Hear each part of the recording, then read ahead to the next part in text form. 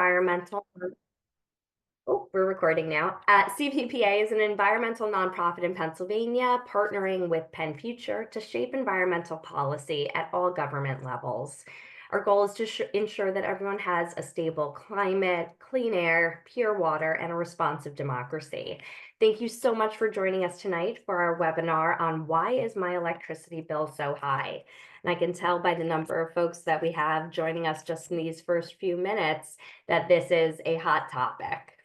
So before we start, I want to quickly thank our amazing co-sponsors for our event tonight, including 412 Justice, the BLAC Appalachian Coalition, the Breathe Project, Clean Air Council, the Energy Efficiency Alliance, the Hip Hop Caucus, NRDC, Pennsylvania Interfaith Power and Light, and the Sierra Club Pennsylvania chapter. Everybody give a round of applause. We could not do it without our co-sponsors, and we're so grateful for you for joining us. I also want to go through a couple of nuts and bolts before we dive into our fantastic presenters. If you would like to enable closed captioning, you can look at the bottom of your screen. You'll see the word captions. You can click that and then click the option to enable closed captioning. You may need to find the three little dots that you see and click those to see the option for closed captioning, okay? After this event, we are also going to send an email to everyone who registered with a recording of the presentation, as well as the links that we send throughout the presentation shared in the chat. We're going to hold all questions till the end, but don't worry, we'll make sure that we have time to answer some of them. Please feel free to note questions using the Q&A section, and we may be able to answer them as we go along in writing, or we will hold them and address them at the end. However, the chat is available if a speaker mentions a term or a concept that needs a little extra clarification. Please feel free to flag that in the chat for us. Our goal for this webinar is for folks to have a better understanding of this issue, so please chime in if something does not make sense. As we're getting started, I already see some folks doing this. Please take a moment to introduce yourselves in the chat. Let us know your name, where you're joining us from, and the name of the organization you work with if that applies to you. We're so excited to see folks from all over the state already. So, what are we here to talk about? If you are joining us today, it's likely that you have noticed your electric bill increasing, and unfortunately, your bill is only going to increase more or further this summer if we don't do something about it. You also may have seen comments from fossil fuel CEOs and their elected allies blaming these electricity price hikes on the transition to renewable energy, using it as an excuse to call for more fracking and more expensive gas-burning power plants. We're here to tell you that that isn't true, that in fact it's the opposite, that clean, renewable energy has a significant role to play in lowering energy costs across the board, especially for low-income communities and communities of color. Currently, and shockingly, only 5% of Pennsylvania's power comes from clean energy, which makes it almost impossible for renewables to be responsible for the overwhelming cost increases we're seeing these days. As we talk more and more about rising costs across all sectors, we must be wary of the false solutions that are sold to us by oil and gas CEOs. So let's be clear, electricity bills are going up, and largely because we are relying on too much of a single energy source, and that's gas. For this webinar tonight, we're going to provide an overview of our electricity grid, the entity that operates it, known as PJM, that's kind of a little bit mysterious and opaque. We're going to talk about pathways to address this energy crisis and ways for you to take action. Our expert panelists, thank you so much for being here. They include Robert Routh, Policy Director for Pennsylvania, Climate and Energy at NRDC, Pat McDonnell, President and CEO at PennFuture, Jeaneen Zappa, Executive Director at the Energy Efficiency Alliance, and Bishop Marcia Dinkins, Executive Director at the BLAC Appalachian Coalition. PennFuture Campaigns Director Annie Reagan is leading technical support tonight, so please feel free to note if you have any tech issues in the chat or in the Q&A section, and we can step in with the Zoom assist. And to kick us off, let's get started. We'll be hearing first from Robert from NRDC with a basic overview of our electricity grid system and how that works. Robert, I'm going to throw it over to you. Great. Thanks so much, Molly. And honestly, thank you to CVPA and PennFuture for this opportunity. And thanks to all of you for tuning in tonight to hear about this really important subject. I am the Pennsylvania State Lead for NRDC's Climate and Energy Department, and I am a constituent of Representative Rabb and Senator Haywood in Northwest Philadelphia. So I am here to try and briefly pull back the curtain a bit on a relatively obscure entity that has an outsized amount of power and influence over not just your electric bills, but also energy policy across the region. And that is PJM. It is, I can't overstate how important it is to understand how PJM operates, who they are, and how they intersect with energy policy in Pennsylvania and our neighboring states. PJM really has an effect on everything. The electric bills that you are paying, it affects our ability to get clean energy and any new generating resources on the grid. So it affects the speed at which our ongoing energy transition takes place. PJM affects transmission and transmission lines and where they go and who pays for them. So it affects grid reliability, our ability to keep the lights on.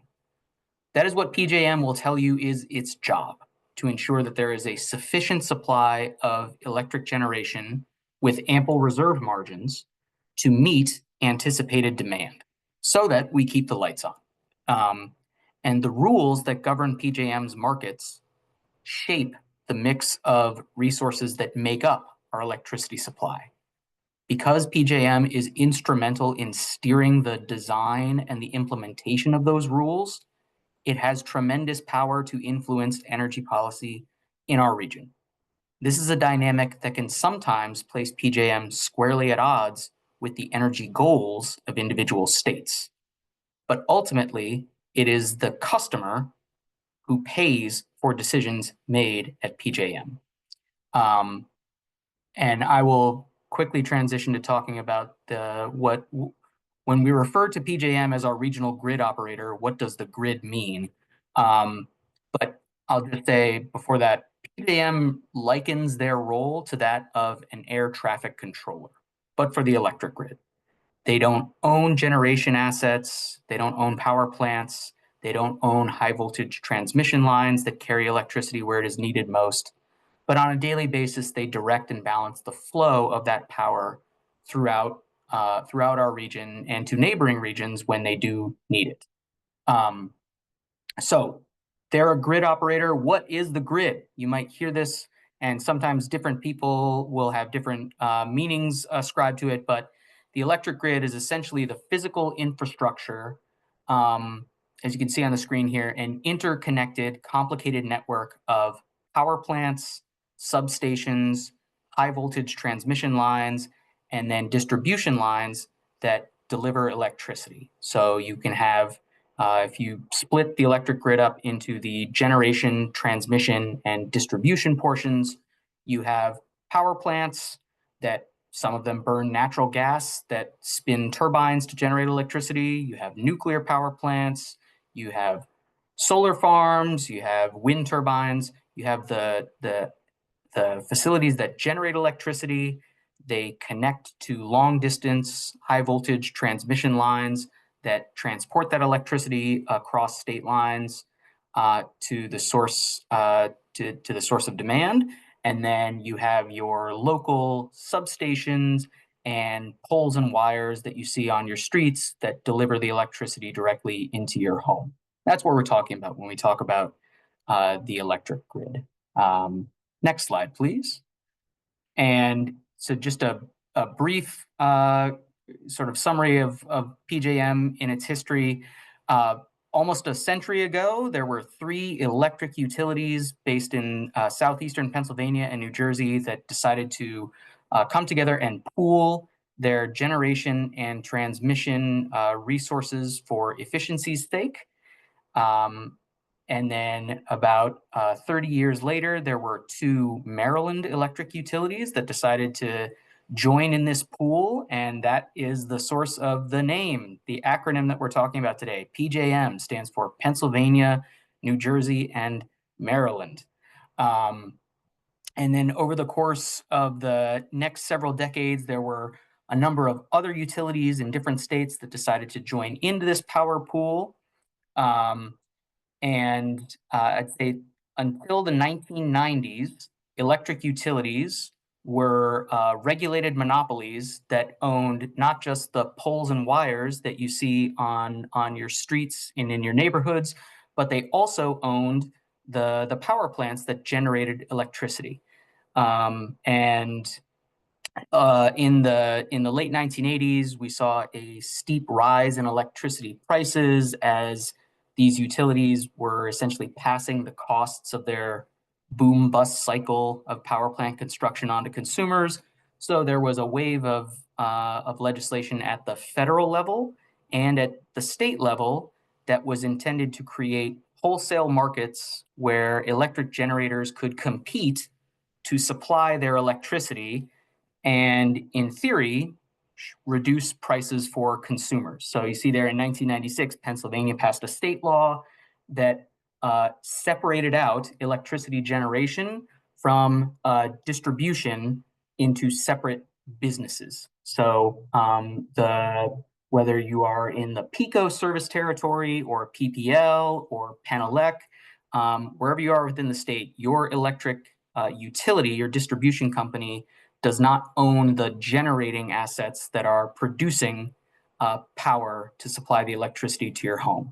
And then along these same lines, a few years later, the Federal Energy Regulatory Commission designated PJM to serve as an RTO, a regional transmission organization, which is its current role. It operates the electric grid. And on the next slide, I'll unpack those acronyms there. So next slide, please. So what is PJM today? It is an independent nonprofit company. It happens to be headquartered in Valley Forge, just outside of Philadelphia. And again, it serves as a regional transmission organization. It essentially coordinates, controls, and monitors a multi-state electric grid. Because it is a company, it has a board of directors, and it is governed by its membership. Its membership essentially, there are different sectors that make up its members, but they are the owners of power plants, they are the owners of transmission lines, they are the local utility companies, and they are large end-use customers, so large manufacturing facilities, state consumer advocates. These entities make up PJM's membership, and they are involved in various standing committees and subcommittees, and they vote on actions that PJM decides to take. You can see here that PJM is regulated by the Federal Energy Regulatory Commission, FERC, an independent agency of the federal government, because the transmission and sale of electricity across state lines is considered interstate commerce. So it is regulated by the federal government. And notable about PJM, it is the largest grid operator in the country. Its territory covers all of Pennsylvania, plus all or parts of 12 additional states and Washington, D.C. It serves 65 million people. Next slide, please. So in addition to the fact that they serve as air traffic controllers and dispatching electricity to meet minute by minute needs on a daily basis, they also operate different markets in which they purchase power on behalf of utilities from electric generators to supply electricity to your home. So these energy markets, they have a daily energy market, again, that buys the power needed to meet minute by minute demand. They will draw first on sources that have the lowest operating costs. But I want to introduce you to two important features of PJM that will be relevant and will be picked up on by the speakers that come after me. Number one is the interconnection queue. If you are a developer of a power plant or a generating resource, and you want to try and interconnect to the electric grid that PJM operates, you submit a request, you pay a fee, and you get into a line. It is essentially this line of resources that are seeking to supply new electric power to the grid, and in order to do so, PJM does its due diligence and does an interconnection study where they essentially look at where you're proposing to site your plant or your solar farm. Will it need any additional transmission line capacity? Will it have any effect on the substation? If the plant were to fail, or if other plants failed when you came online, would it cause any dynamic instability in the system and cause cascading failures? So they have to do studies to make sure that if you want to bring a new source of electricity online, that it will happen responsibly. And then separately, there are capacity auctions. I won't say too much about this, but essentially, PJM looks out 3 years into the future and receives bids from power plants that say they can provide electricity when called upon on the hottest or coldest days of the year, and if and those plants are then paid for their commitment to be available to run 3 years in the future. They are paid whether or not the circumstances ever arise where they are needed to be called upon to run. And this provides a significant source of revenue for many different types of plants. But those capacity auctions are intended to, again, ensure that the lights stay on. And in closing here, I'll just say sometime around 2020, PJM's interconnection queue system broke. They were receiving too many requests from new resources in a way that they were not able to handle. And since the fall of 2020, of the many thousands of megawatts that have applied to join the grid and to be providing electricity, essentially 1 megawatt of those requests have now been operational. PJM is working to try and fix this queue. Similarly, the capacity auctions have been more compressed and are susceptible to the fluctuations in available electric supply and growing electric demand, which I just wanted to inform you about these features and what they mean, because they are integral to what is happening in terms of people's electric bills going up. So sorry, I crammed a lot of information there into 10 minutes, but thankfully we have additional expert speakers who can keep this conversation going. So at this time, I'd like to turn it over to the president and CEO of PennFuture, Pat McDonnell. Thank you so much, Robert. Pat McDonnell. As I said, I'm with PennFuture. We are a statewide advocacy organization that focuses on clean energy, clean water, and clean air. And we do that in the state capitol, in courtrooms, and in communities all across this great Commonwealth. So thank you all so much for taking a little time out of your evening to learn about this. So why are those electricity prices increasing? It's important, I think, to get to what is actually happening so that you can identify the solutions. And as I put on the slide here, to give you some sense of what we and a lot of the organizations we work with believe is important, is driving clean energy and energy efficiency as the most immediate and effective ways to really drive down those costs. Next slide, please.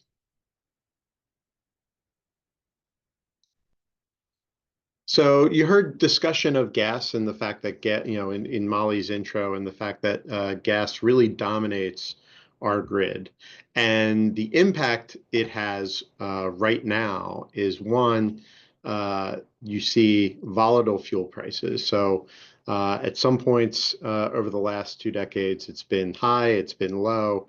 It's relatively low right now. which means, frankly, a lot of gas is not being brought out of the ground. It sounds like that makes it available to use, but when you start using it, that price goes up and we all end up paying for it. That's what contributes to the volatility of those gasoline prices. The other is that capacity cost. And I think an important thing to underline here that Robert started getting into, he mentioned that for the capacity market, PJM says, here's what we think we're going to need in 3 years. And the reason for that is to give people time to build resources in response to that price signal that PJM is sending out. Well, for the last couple of years, they've basically been doing that a year ahead of time. That time frame, as Robert said, has been greatly compressed. So it doesn't send that signal in enough time for resources to respond. And then on top of that, you have the slowdown in getting things through the queue to build anyway. Those two pressures are what are really leading to this increase in prices that we are seeing from PJM. So when you think about ways that we solve that quickly, when you think about gas as a potential solution to that, one, you're talking about things that take 4 to 5 years to build, typically, and that's if you're aggressive about it. You're talking about things that are expensive. It is hard to get turbines for gas plants. Gas, as you use more of it, becomes expensive. And they have been less reliable than you might think in terms of, in particular, when we need them most. So, for example, on the coldest day of the year a couple years ago, a lot of our gas infrastructure basically failed in the low temperatures, which means that is happening at the same moment you need the most electricity in the winter. So it's good for us to see it gas there when we need it and other fuels aren't available. But the health impacts, the price impacts, the fact that it is not as responsive as other resources in terms of the agility needed in a modern grid are all things that inhibit it. Next slide, please.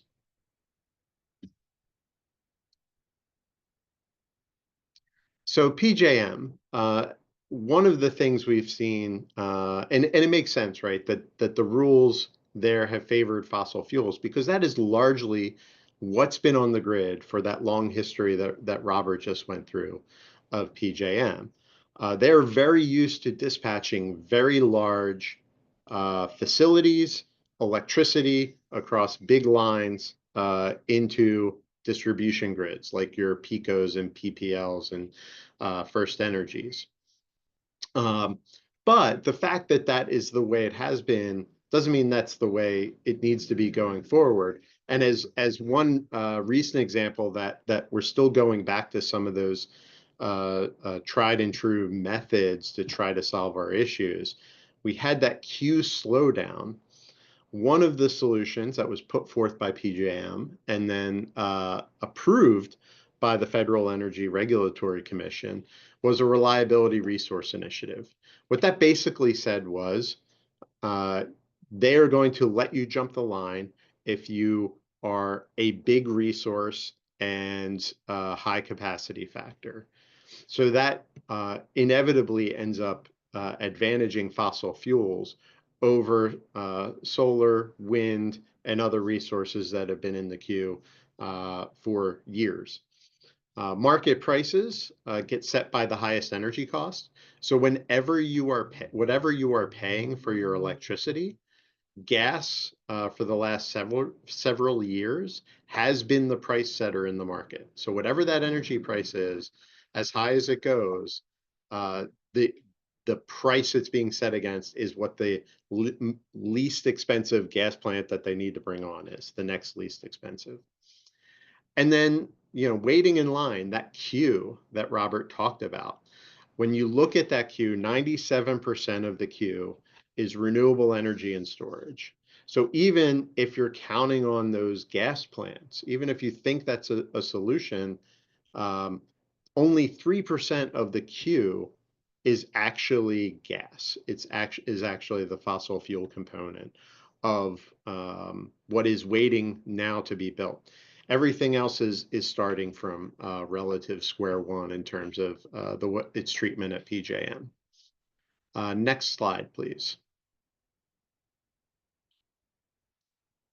So one of the things we've seen in the state is a real focus on how to do more on the gas side. And one of the things I want you to think about as you hear things on the gas side is all of these are designed for a number of things, and you'll hear words like jobs and you'll hear words like reliability.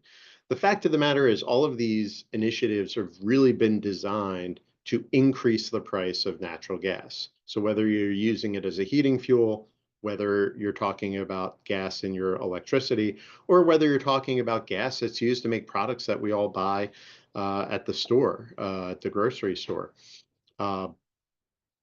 Gas is increasing costs. So we had 2022 EDGE tax credits that favored hydrogen in particular, coming from gas resources. The good news there is none of those tax credits were ever used. There were no takers on it. Nobody wanted to do that work.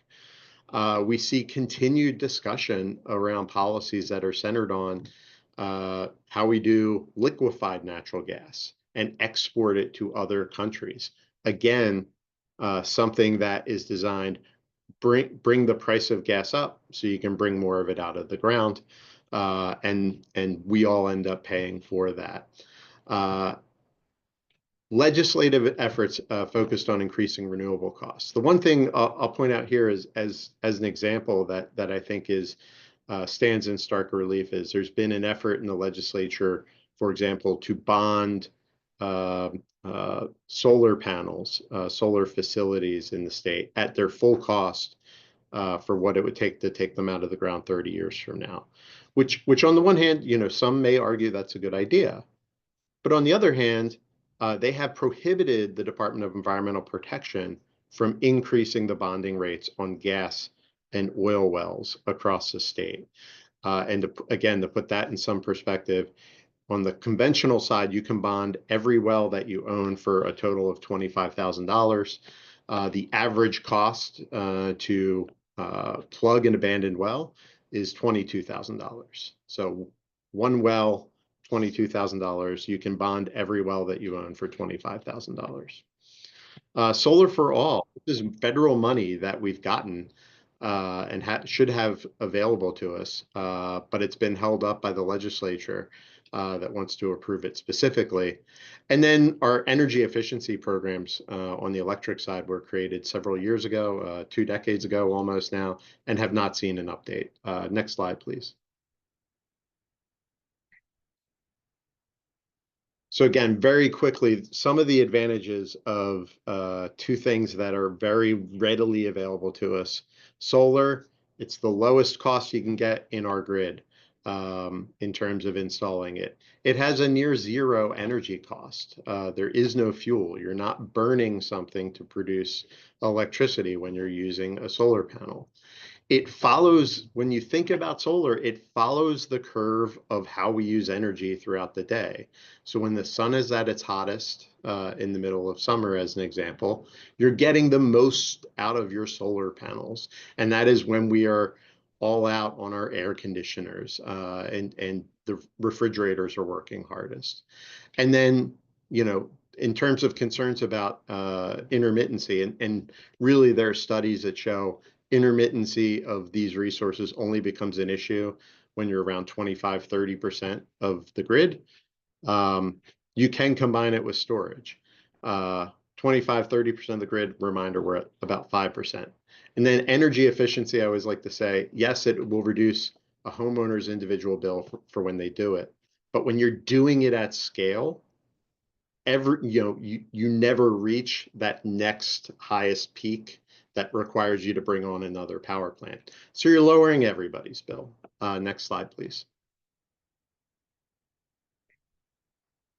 So again, just to wrap up, current energy prices, that we're seeing in these increases, and we will see an increase in June, July time period of this year from the last auction that PJM did. That they'll go up. I think the average I've seen is about $15 a month on bills just to pay for the increase that we've seen. That's the result of these market failures at PJM and policy decisions that we've made and not made along the way. When we're relying on gas, it's volatile, and the only way it works is if the prices keep going up. And clean energy and energy efficiency are things we can put on the grid today that lower cost and make sure we have energy pumping out onto the grid. And with that, I'll stop and turn it over to Jeaneen Zappa, who is the Executive Director of the Energy Efficiency Alliance.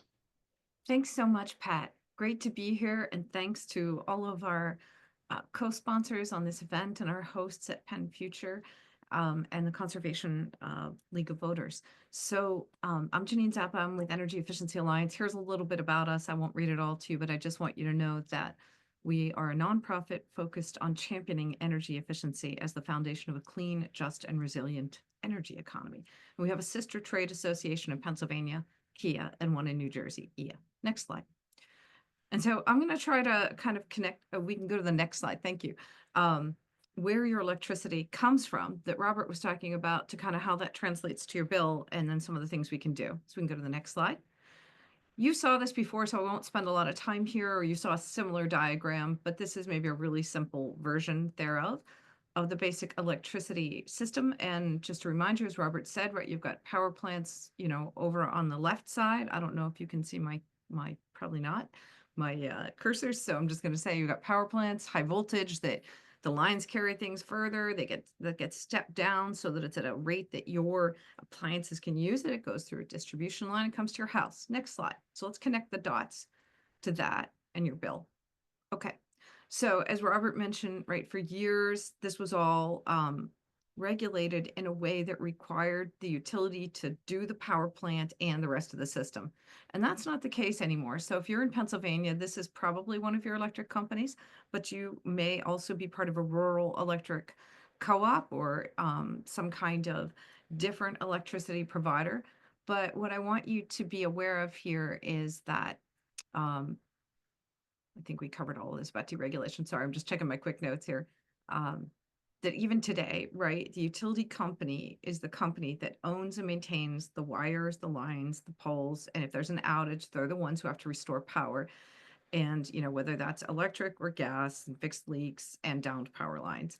And this is the same as before deregulation. It's the norm for a single utility company to serve a large geographic area. So it's important to note that basically you can't choose your geography. So you get the electric distribution company that is assigned to your area unless you are choosing to be part of a co-op.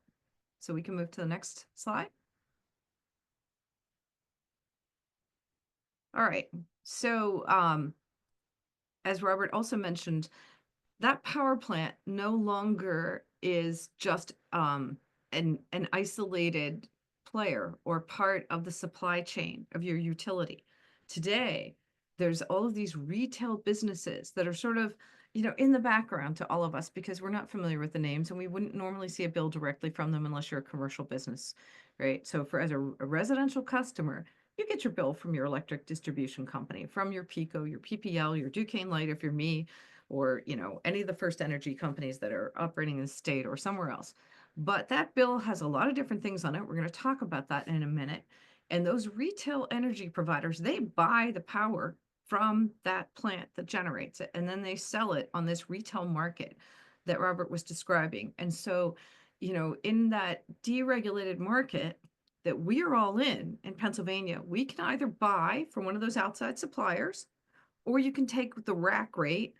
So they call that the default tariff, not the kind of tariff that's coming out of the White House right now, but the rate. So the default rate, that's just utility lingo. They call it a tariff. But the utility can also buy from the power plant and charges you a fixed fee. But the utility doesn't care one bit. Your electric distribution company could care less if you buy your electricity from somebody besides them. You're not being disloyal. It's not an issue. So we can move on to the next slide then. Okay, so next we're going to take a quick look at, on the public utility website, there is a diagram or picture of a utility bill, an electric bill. And I think, you know, everybody's bill is going to look a little bit different, but you're probably going to have many of these common components. So you remember those power plants, whether that's a hydro plant or a nuclear power plant or a gas-fired power plant or a coal-fired power plant, that power generation shows up on your bill as generation. Right. But it's honestly incredibly confusing to understand what's going into your bill. And I talked to a whole bunch of industry folks who've been in this business a long time, and I've been in it for 15 years to start to like try to dig in on a couple of these things we're going to talk about. So what you notice here is you've got transmission and distribution, you've got generation, and then you have sort of your energy use in the pink or peach, however you want to see that, right? So, and that's how much energy you're actually using. So, you know, I'm running, you know, let's pretend I'm not, but let's say I was running some kind of space heater, right? That is going to, you know, make my meter spin a whole bunch. So I'm using extra energy. If I have every light on in my house, even if they're all LEDs, that's actually still going to use power, right? So that's the pink part. Let's move on. Because what is not there that you didn't see was anything called capacity. And Robert alluded to that. So I'd like to share with you a different view of your electric bill. So let's go to the next slide. And I'd like to thank Richard's Energy Group for allowing me to use this diagram. They work with a bunch of commercial businesses, but they talk about an energy bill as a stack, right? And so if you think about this, you know, this is a different representation of your bill, right? So starting from the top, you know, you can see that there's that portion that's what you're using, you know, how much you're eating in energy is how I like to think about it. And by the way, we've become such piggies on energy. It's hilarious, right? We use more and more on our plug-in stuff. We actually, as a comprehensive load, are using less, but as residential customers, but our appetite for energy is insatiable. Plug load has gone way up while big appliances have gotten way more efficient. So we're still, you know, running on that treadmill, getting more. That's the blue part. Then there's taxes, which is represented here in orange, and then the transmission. So there's big high voltage lines, and then there's, you know, sort of associated costs with that. And then we've got this capacity part, and this is sort of baked into your bill, but it doesn't show as a specific line. So part of the reason those costs are going up at PJM is that auction, but there's other parts too that Pat really did a great job of explaining to you what's driving costs, right? So, and then finally distribution. So I do want you to take a look at the brackets on the left, right? Just to remind you that while your utility is the only entity typically that's going to send you a bill, they're really only making money off that black part at the bottom on the distribution. All the rest of that money is usually bundled together into the way it's presented to you, and then is sent over to that supplier, you know, who sold them the energy. So, and then if you look at the brackets on the right, this is really kind of the main point that I want you to take away from this slide. If you see that bracket on the top right, it says commodity charges. And, you know, we usually think of a commodity as like iron ore or sugar or anything in economics that, you know, the market treats as, you know, equivalent good, regardless of who produced it. So in that same way, your lamp that you're turning on could care less if it was a, you know, Natalie, if it was a hydropower plant that produced the electron, or if it was something else. So you should just, you know, be aware that the electrons don't care. It's all energy. So that's a commodity. And that is why that's on an open market. And then below that, but that's the part you have control over. And then you get this non-commodity charges, and you have very little control over these. You, as an individual, are not going to be able to change the distribution or transmission, but you can influence your capacity charge by really conserving on the hottest day of the year. We'll go to the next slide. So just to remind you, rates were going up, as you probably noticed, for the entire past, you know, 14 years. So this is a diagram showing electric bills and usage that, you know, from 2015 to 2023. And you should be aware that August bills, and I'm flagging August because August is usually the hottest month where we hit peak demand. It's not the only time. Right now, we are also hitting peaks in winter. But it is important to note that August is a really important month to be paying attention to. And so in that time period, as I mentioned, right, we've reduced our usage, but rates everywhere went up. Let's go to the next slide. And then let's just take a quick look at what happened in PA in particular. All right, so Pennsylvania usage is down, and Pennsylvania August bills over that time period were up. But today, we're now paying an average of 17.6 cents per kilowatt as of December. Next slide.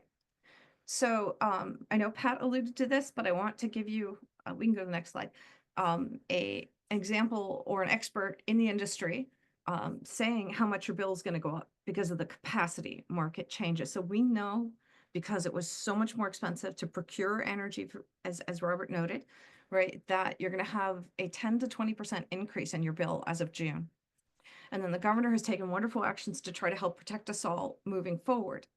And if you're a commercial business owner, the commercial rates are going to go up 29% is what's anticipated. And the reason this is varied is there's a different calculus involved for each utility. All right, we can move on. So what the grid could do right now, and I'm sorry, we're missing a word here in the headline, but it's what we can add to the grid right now, is distributed solar. And I know Pat talked about this, but I can't emphasize enough. This is something you personally have control over to put onto your house. And then, of course, you can help to advance utility scale solar or community solar, which we don't have in most places in Pennsylvania permitted. And then demand response is a opportunity for you to basically voluntarily say, I'm going to throttle down how much I use at a certain time if the utility asks me. And then there's distributed energy resources and virtual power plants. And that's really like a network of decentralized medium scale power generating. And then you can also build your own little power island and be off the grid as a microgrid. All right, but let's focus on what you personally can do. So there's two big things. We can go to the next slide. Number one is use less electricity, right? Because every time you reduce your usage, that matters, because then that's a smaller amount for which you can be billed. Even if the price of every kilowatt hour is going up, if you're using less of it, you're going to pay less than you would if you hadn't gone on that energy diet. But it doesn't have to be terrible. It can actually make your life a lot better. And you can pay less, number two, by shopping for a better rate. Let's go to the next slide. And I got to pick up my pace here, so we're going to be quick. So you can shop for your power. When we talked about the generator and that power plant, and I said the electric utility does not care who you buy from, that's true. So they want you at the Pennsylvania Public Utility Commission to consider shopping for power. And this is the website you can go to. And it's wonderful because you can compare your rates to others and make a purchase. I personally do this as well. I have for the past 5 years at least. I do want to flag you that there's often scams that are tied to this, and you can get some very, very aggressive marketing in the mail. And so if you get a flyer that says, hey, your $200 rebate is waiting from Pico or from Duquesne Light, you should look at that incredibly carefully before you jump on to making a purchase. You always, always, in the blue note at the bottom, want to know before you sign a contract if it's a fixed or variable rate, and if it's a long-term or short-term.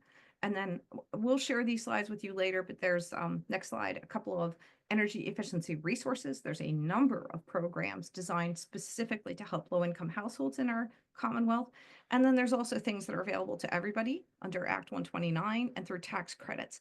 But low-income households can have access to utility programs.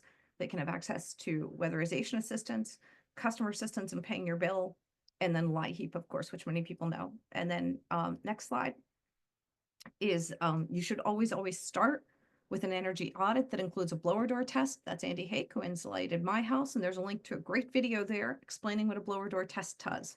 We'll go to the next slide.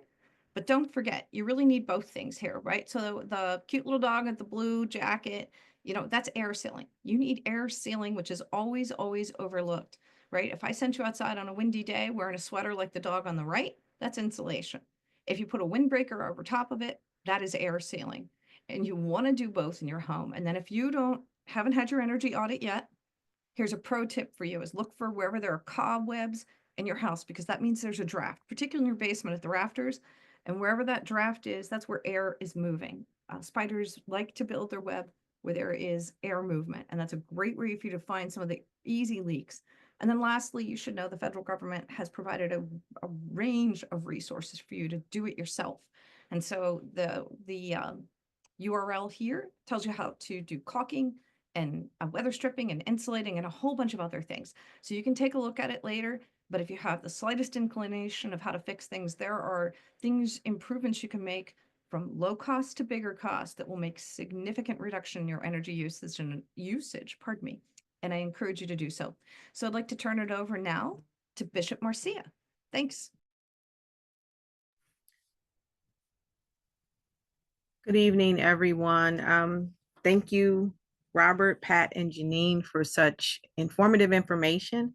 I have a lot of notes here. My name is Bishop Marcia Dinkins. I am the Executive Director of the BLAC Appalachian Coalition, and we use strategic storytelling, policy advocacy, and community organizing to advance health equity, environmental justice, and sustainable energy solutions in Appalachia. We address systemic disparities in air and water quality, public health, and economic opportunities, ensuring that not only Black communities and Appalachian communities, but just communities, period, lead the fight for a just and sustainable future. And tonight, what I really want to talk about is we heard Robert speak to the fact that that PJM is involved in like the policy advocacy part of it, policy making, lobbying, and things of that nature, which we can't let that get past us, because what that says to us is that policy is important, that legislation is important. And what we have to do is ask ourselves, who's telling the story, because they're telling their story, but who's telling our story? So tonight, what I want to just talk about is not only all of the things that Jeaneen mentioned that you could do, but how you can take what Robert gave you and what Pat gave you and begin to utilize it as a framework to build your own to move from needs-based advocacy to self-based advocacy by telling your story to get the solutions that you need individually and collectively. So we'll just briefly talk about building connections through our stories, the power of storytelling, who matters, who belongs, and who's going to build power. Next slide, please. And so why do stories matter? Well, for this reason, stories shape the identity and the relationships that we have. So for now, what we're looking at is what is the relationship that you have with your utility company? What is the relationship that you have with your public utility commission? Do you have those relationships? But these stories begin to shape the identity of your community, what you're going through as a directly impacted person, and how you're in relationship, not only with that identity, but with others within your community. It also helps us to understand beyond our differences. The one thing that keeps us in a stagnant place from really moving is because we think that we each have a different experience. But what we've learned tonight is that we each have a common thread experience, that we are experiencing highlight bills, that, I liked how Jeaneen said we would have to go on an energy diet. But why should we? Why should we have to go on an energy diet?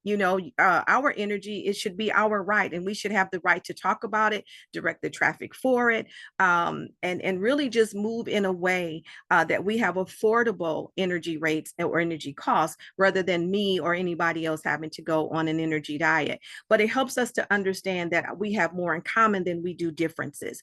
And stories are the universal language of connection. When you were hearing everything that was told, the truth of the matter is there was a story in each part of it.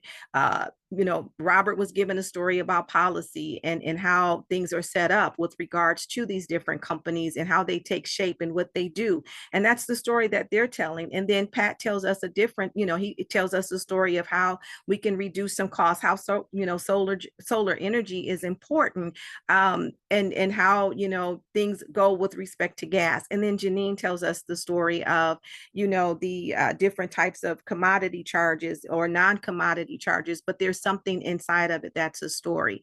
And I hope that you realize that, again, your story is missing, your voice is missing, and we need to be able to tell a new story to get to the solutions that we want. Next slide, please. And so understand that there is power, There's the power of personal narratives, because the personal narrative is speaking to your lived experiences, and your lived experiences hold power. We oftentimes think that our stories don't, that we, who's going to listen? Well, you know what? There are a lot of people who will listen, especially if you begin to share your story. A lot of times when I do trainings, we talk about the story of self, the story of us, and the story of now. And why is the story of self important? Number one, it's building trust. We're sharing and building trust. We're healing, and we're moving in solidarity. And that moves us to the story of us, because now my story is resonating with your energy story. My story is resonating with your experience. My story is resonating with the fact that you have to go on an energy diet. My story is resonating with the fact that you have high energy bills. And we shouldn't be ashamed to tell our stories, because our stories are power. Our story is helping to build that connection, so that when it's time for us to take action, so that we can have affordable energy, so that we don't have companies who are paying for, other parts of their other companies to stay alive, and getting paid, even if they're not using the energy. Why do you get to get rich off of my back? Well, you know what? We need to ask that question and tell that story. But what's most important in all of our storytelling and the power of personal narrative, it's breaking down silos, and it's helping us to have trust one with another. We can't get to the place that we need to get if we don't have trust one with another. My experience, because we have a common thread of an experience, we don't have to have a struggle story. We can have a story that brings about solutions, power, and change. A story builds connection. And again, when I'm telling my energy story and you're able to respond to it, then we're building that connection, not through shame, but through power and through voices of change. We're articulating our experiences, and then we can further articulate how our experience can then begin to be shared with policymakers.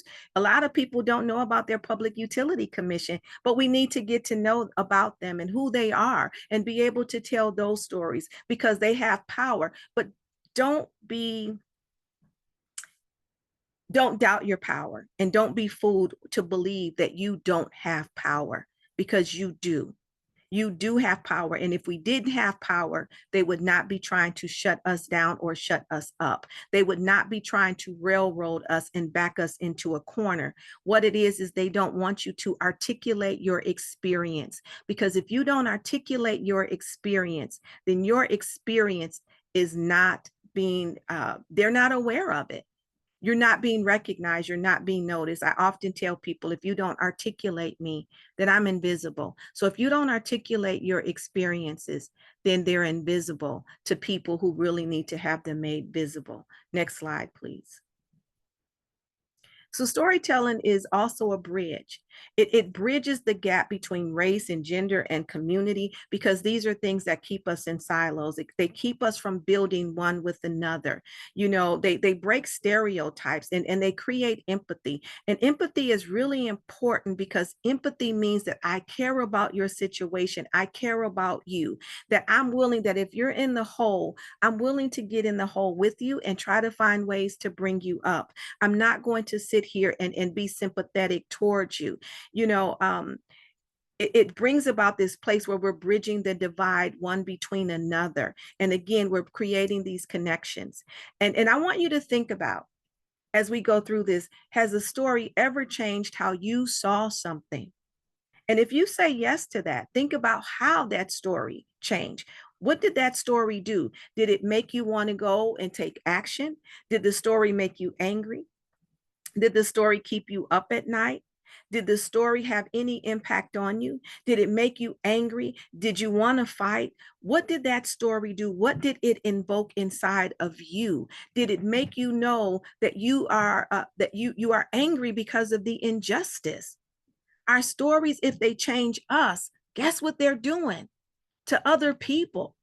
And we have to remember, stories speak to the place of our values, to the place where we live the most. People want to know, why do we have an orange economy right now? I'm not going to say his name, but why are we living in an orange economy right now? Not because a person is so wonderful and so great. It is because they knew how to tell the story that spoke to the person's heart, rather than their head. Because if you move from the head to the heart, then it goes to the hands, and you're ready to put your hands to work. You're ready to build together. And that's how we build power, by moving our hearts one with another and joining our hands one with another to take action, understanding that we are the power brokers and we are the power builders, and we have the ability to shift the power dynamic. But it's not going to take just one of us. It's going to take all of us. Each energy story is a story that needs to be heard. Each hurt and each impact, it needs to be heard. Why? Because energy is not just impacting your heat in your home. Energy is about what happens if you lose your utilities and you have a child at home who needs they have what do you call, one of those asthma machines? Or what if you have a parent who needs oxygen? What if you have some sort of life-saving support in your house? What if you have somebody who has a disability? Why should you have to make a choice on having a quality of life versus paying a bill? Well, we get to choose that we want to have a quality of life, and we want to be able to have an affordable bill. And we get to do this by driving solutions together. Next slide, please. So how do you share your story effectively? Yeah, I know, Marcia, I hear that all the time. Share my story, share my story, share my story.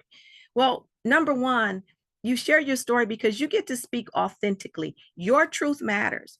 I don't get to tell you that your story is not true. It is your experience. You get to speak as much of it as you want and as little of it as you want. But what matters is that it is authentic. It is coming from you and what you're going through. And nobody gets to change that. You get to use vivid details to engage listeners. You know, the best stories are those who can have people sitting with you. When, I remember my children were born premature and they were on oxygen. And I had to struggle with our utility bills. And I remember just saying to someone, I just want you to think about the fact that if I lose my lights, and I lose my gas, because at that time I was living in Michigan. And so if your lights get cut off, your gas got cut off. So I'm losing both utilities. But I have 2 premature babies who are on oxygen and monitors.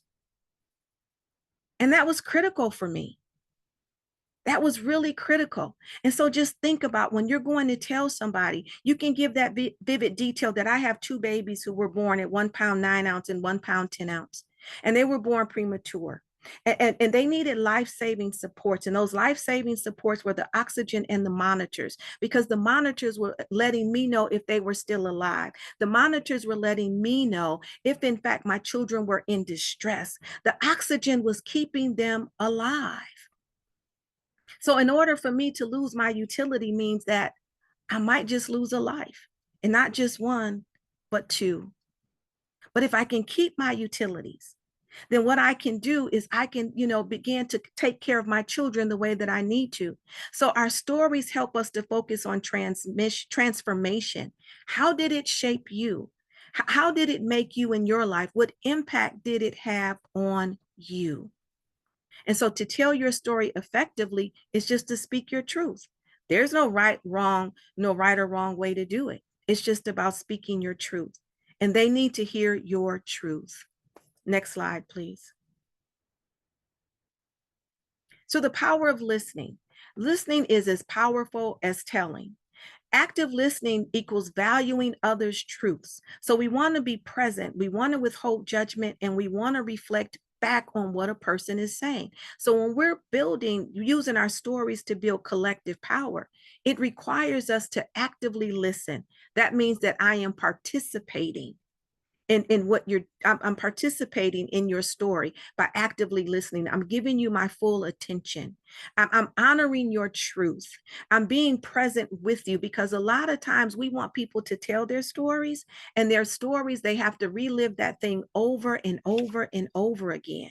And we don't have to do that. We can be present, and we can withhold judgment, and we can hold people up in the space, and then we can reflect back to see if what about their story connects to our story. Also, the power of listening activates us. It brings us to this place where we want to take action together. It means that I'm hearing you, that I'm not just looking at you as a symptom. But the major thing about this presentation is, how do you humanize everything that you heard from Jeaneen, from Pat, and from Robert? How do you humanize it? Because that's really what's the key factor here. You are the one, I am the one that's taking on the brunt of these costs. We are the ones who are heavily and directly impacted. And so at the end of the day, I have to be able to listen to you. And I have to value your truth. And I don't have to judge you. I just need to be present with you, because sometimes that's all a person needs, is for you to be present, to be able to help them acknowledge what's going on in their life, not rehearse it and repeat it, but acknowledge this is a problem. And then to tell your story from a place of being for driving solutions. Next slide, please.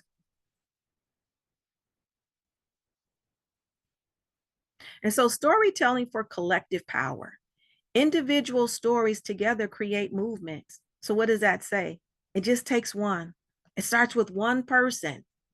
And that one person can build a movement.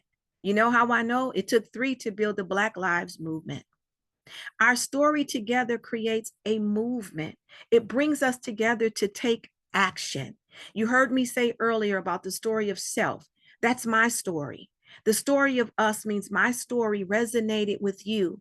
And now we're all coming together collectively. And the story of now means that we are going to take action together, because we understand that people power is the change. People power liberates us from the problems that we are experiencing. We are learning one from another. We are invoking the justice that we want, and we're putting in place the future that we want to have. Our stories are not just for today. I want you to remember that your story, your experience is connected to generations, and it's a legacy.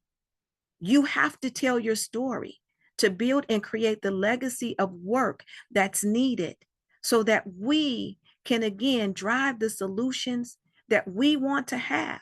We get to shift the narrative. They don't have to tell us that in Ohio, they're saying nuclear energy is clean energy. And we know that's not true. But we get to shift the narrative. And that's the power of our story. We get to shift the narrative. And how do you shift the narrative? It's by truth. And then you use storytelling to shift that narrative, which means I'm changing somebody's mind. You have to shift the paradigm that I'm going to tell the truth about what really is, just like Jeaneen was showing. Tonight, you've been given a wealth of information that you can really take back and craft into a story to tell somebody else. It doesn't even have to be for policy or legacy or advocacy. It can be for education, information, and awareness. It can be, did you know? Well, did you know about this? Well, let me help you with this. And then people will start telling their stories. And then you're building a collective voice, so that when you do need to show up, you already have a movement in place, and a group of people who are ready, willing, and able to tell their stories for change. Next slide, please. So practical application. Where can you share your story? With community, on your jobs, with family. You can hold space for others to share their stories. You know, I want to challenge you. Share a story this week. Share your energy story this week. Share what you learned today with someone. That is the challenge. Because if we begin to talk one to another, this might tell my age, but when I was growing up, they had a Prel commercial, and it was a bunch of cascades like we see on Zoom. And they'd say, and you know, they would tell someone, and then the next person would say, and I'll tell someone, and I'll tell someone, and I'll tell someone, until that whole screen was filled with all of these women of diverse backgrounds wanting to tell the story of how well Prel shampoo worked for them, because it worked so good, they didn't want to keep it to themselves. We have to remember that the change we want, you know, it's so good that we don't want to keep it to ourselves, that we want to bring other people into it. And we want to be able to share our story, and don't hold it. Again, even if you want to tell it behind closed doors, it works with your family, it works on your job, and it works in your community. Next slide, please. And so what's our call to action? Well, I invite you to share your story with BLAC or anybody else here. We have a story map, and people can go on the story map and they can see where your story is, what your story is about. You get to meet other people on the map, you know, and learn about where they are and what they're doing. And it's from Ohio, Kentucky, PA, and West Virginia. You get to write to your legislator, or you can respond to some of PennFuture's action alerts. There are so many ways that you can take action. I just want you to know it's our duty to win, whether we are winning inside of our home or outside of our home. A win is I just stepped up, you stepped up, and we spoke up. So take action, you know, by responding to this particular PennFuture what is it, a call to action, which is, you know, lower my PA energy bills. And so we advise you to just take one step. I challenge you, tell a story. Take one step to take action. Get engaged with just your relative, your neighbor, your community, and share your experiences. Because the more educated we are, the more informed we are, the more empowered we are, and the more we can build the collective power that we want for the solutions that we need, because we are the ones who can best share our story and tell our story and our experiences. Thank you, everyone. Thank you so much, Bishop Marcia. We really appreciate it. And thank you so much to all of our speakers. I know we're a little bit over time. We're going to do 1 or 2 questions, but definitely encourage folks, if we did not answer your question in the Q&A function, if we were not about to get to it, please feel free to email Annie Regan directly to follow up. We're going to put her email in the chat right now. And again, apologies for going a little long, but there is so much to talk about here. So we're going to transition to a very brief Q&A with a couple of questions that kind of came up repeatedly. The first one, could you talk about the role of community solar in getting more solar on the grid quickly? Obviously, that is if we could get it passed in the legislature. Who would like to take this one? I'll start, and then if others have thoughts, welcome it. It's a really good use of solar from a couple standpoints. One, it's a larger array, so you can actually drive down the cost, make it cheaper in terms of the total cost. For those who aren't aware of what it is, right now you can only do solar on like your roof or in your yard and have it apply to your account. You can't have multiple accounts on a solar array. What community solar does is let you do that. So the thing that's very attractive about it in terms of this conversation is you don't need PJM's approval. You can simply install the solar, get it interconnected with your local utility instead of connecting it to that larger grid, and have access to it as a resource. We need some changes in the legislature that allow you to get the rates for a community solar panel and overcome that one account, one array kind of issue. But that's the basics of it. Fantastic. Thank you so much, Pat.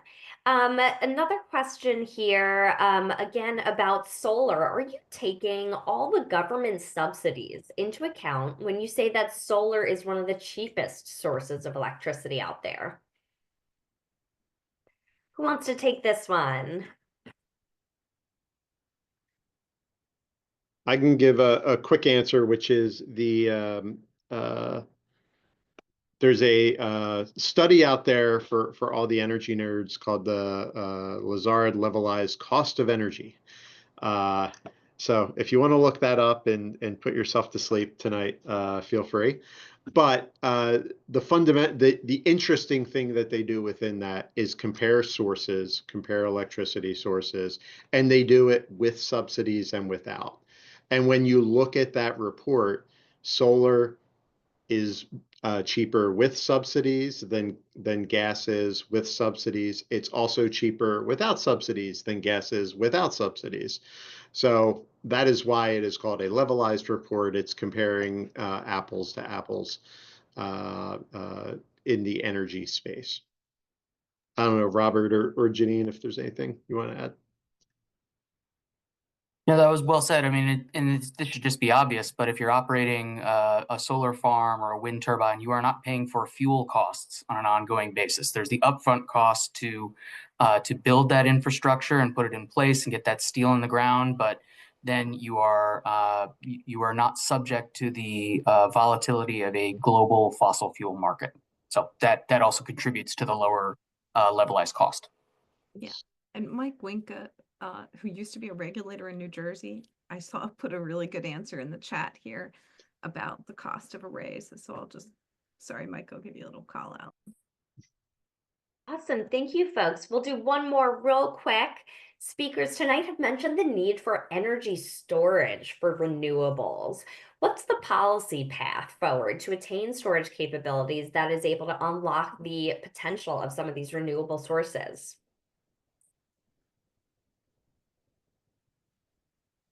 Robert, do you want to take that? I think you probably have something here. I would love to chime in.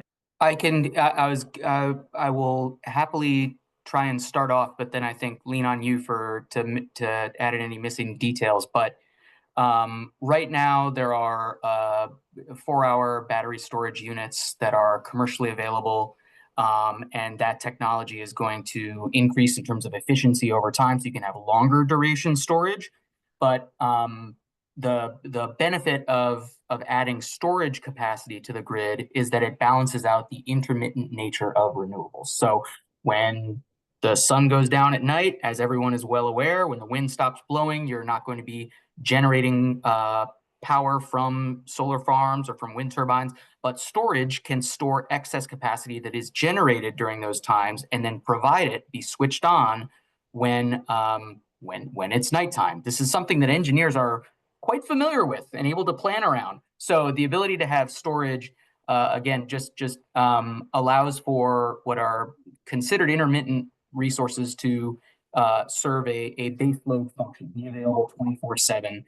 So policy pathways, you can have, there was a bill that was introduced last session in Harrisburg that would have provided some investment tax credits for developers to invest in storage technologies. And critically, there are ways at PJM, there are pathways to get storage resources online so long as they are located at existing sites of generation that have existing transmission capacity that bypasses the whole interconnection queue mess that we've been talking about. So while we need to see, and while the interconnection queue is currently filled with, again, overwhelmingly solar, wind, renewable resources, it is great to get those online, but adding storage will make sure that you're not just adding capacity, adding megawatts, but adding reliability to the grid. So that is one. We're likely to see a bill like that reintroduced at some point in the next few months in Harrisburg. That will also incentivize tax credits for other generation resources, but storage is a key component of it. Yeah, I have nothing to add to that. Perhaps Pat does. I will just highly recommend a podcast episode by a guy, Dave Roberts, Volts, that highlights Pakistan and the acceleration of solar there. And people in lesser developed countries are often much more accustomed to having to bundle storage with solar. And there's probably a lot of lessons for us in other parts of the world. Yeah, the one thing I want to point out is I think when we look at solar as a resource kind of outside of the grid, almost the storage conversation, Robert, Jeaneen are exactly right. Within the grid, the reality today is we're around, in terms of actual energy going onto the grid from solar, about 1 or 2% of the electricity. You don't even need to think about storage for solar right now. All of that energy is just flowing out to the grid. And if you were putting it into a battery, you would be taking it from the grid. So we are a long way from storage really being an issue in terms of intermittent resources on the existing grid. We have so much gas. We have 30% nuke. We are very, very far away from even needing to worry about solar or wind functioning as a baseload resource. I'm very happy to see that day come, but at where we are today, the storage of solar is the grid. Fantastic. Thank you all so much. We are going to end there. Thank you to everybody who stuck with us these couple extra minutes here at the tail end. Thank you for your fantastic questions. And especially thank you to our amazing panelists, Bishop Marcia, Robert, Jeaneen, and Pat. And thank you to everyone on the PennFuture and CVPA team and to our co-hosts for helping to plan and execute this webinar. We are so grateful to all of you. Make sure to check out the links in the chat for ways to take action, and stay tuned because we're going to have a part 2 of this webinar series coming up real soon to continue this incredibly important conversation. Thank you all, and I hope you have a wonderful evening. Good night. Night. Thanks all. Good night.